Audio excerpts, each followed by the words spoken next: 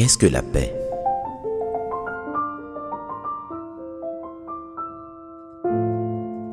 Plusieurs définitions se rapportent à la paix. Elle semble parfois, et même très souvent, une condition externe, visible et vivante, laquelle éviterait les conflits, encouragerait l'entente, la concorde, etc. Contrairement à ce que les gens pensent, la paix n'est pas une condition externe à l'homme, mais plutôt interne.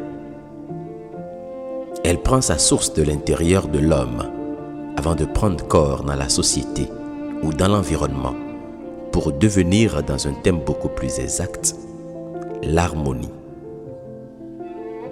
Parler de paix dans une société, dans une organisation, dans une communauté est un abus de langage. Dans de pareils endroits, il ne peut qu'y avoir harmonie.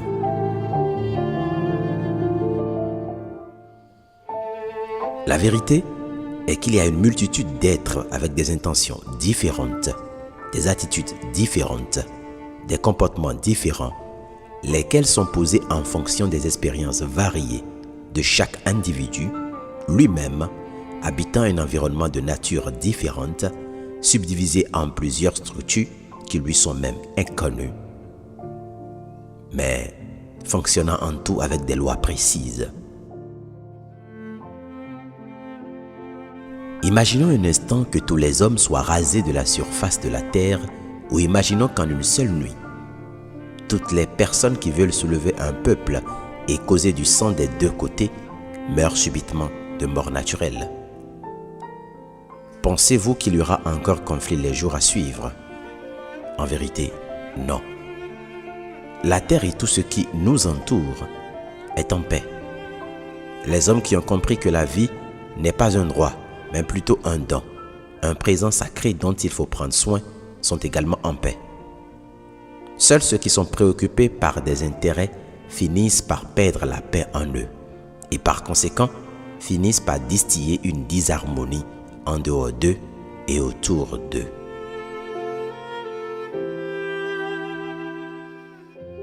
Si ce n'est pas la fin du monde, jamais les pierres ne se soulèveront d'elles-mêmes pour se jeter sur les humains et les tuer. Elles ont été établies selon une sagesse bien donnée. Jamais les métaux ne vont s'allier pour tuer une vie humaine. Jamais les branches d'arbres ne vont se détacher d'elles-mêmes pour aller rôtir la peau d'un humain. Seul l'homme peut utiliser ces choses parce qu'au fond de lui siègent des émotions noires et troubles qui ne sont rien d'autre qu'une méconnaissance de la vie.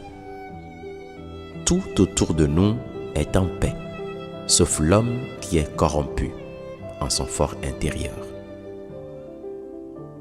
La paix en soi, pour faire simple, est une atmosphère dans laquelle se répand un parfum d'amour où se côtoient l'acceptation de soi, l'acceptation de l'autre et le respect de tout ce qui nous entoure dans la juste mesure, dans le vrai sens. La paix n'est qu'un état d'esprit, une condition d'existence qui montre une tranquillité, une attitude qui n'est point troublée par un ou des facteurs externes. La paix devient donc le parfum que répand un cœur tranquille et apaisé. La paix, c'est le parfum de Dieu.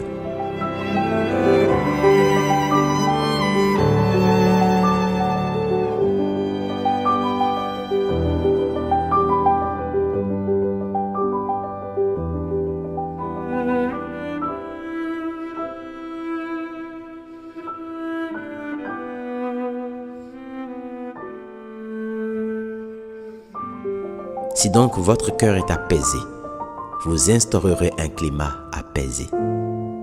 Mais si votre cœur est blessé, vous répandrez avec le temps un climat blessant qui touchera d'autres pour les blesser aussi.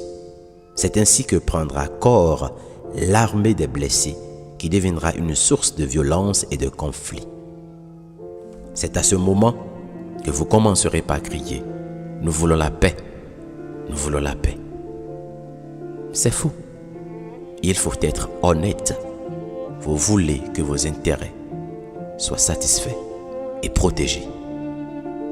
Je ne suis pas en train de dire qu'il ne faut pas mener des combats pour la liberté ou pour les revendications comme cela se fait ci et là. Non, mais assurez-vous que celui qui conduit un tel combat soit animé d'un cœur tranquille et apaisé. Comment reconnaître ce cœur? Comment avoir ce cœur? J'en parlerai plus tard.